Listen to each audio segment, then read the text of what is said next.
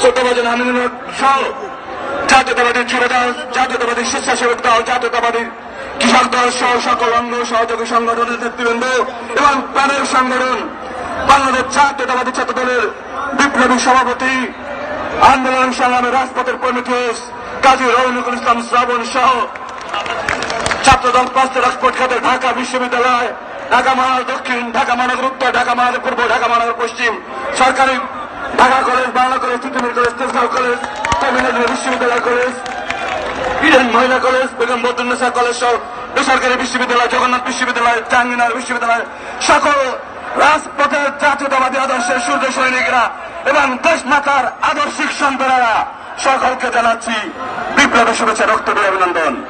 বন্ধুরা, জাতীয়তাবাদী ছাত্রদল বক্তব্য দেবে না।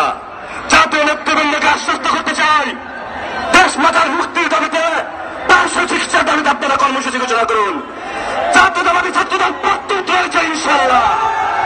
বুকের শেষ রক্তবিন্দু দিয়ে তার আদর্শিক মায়ের মুক্তির লক্ষ্যে জাতীয়তাবাদী ছাত্রদল কাজ করে যাবে। বন্ধুরা আমার, এই প্রাচীন সরকার জনগণের ভোটে নির্বাচিত হয়নি, তারা মৌলিক অধিকার কি বুঝতে পারে না। দেশনেত্রী বেগম খালেদা জিয়ার সুচিকিৎসা তার মৌলিক অধিকার। তার মৌলিক অধিকার যদি ব্যাহত হয়, একমাত্র পথ আন্দোলন, দুর্বল আন্দোলনের মাধ্যমে এদেশের ভালো মানুষের মৌলিক অধিকার তথা গণতান্ত্রিক অধিকার বাস্তবায়ন করা হবে। সবশেষে আশ্বস্ত করতে চাই, জাতীয় নেতৃবৃন্দ, জাতীয়তাবাদী ছাত্রদল ইতিমধ্যে স্লোগান দিয়েছে, যুদ্ধ হবে আরেকবার, ছাত্রদল হবে হাতিয়ার।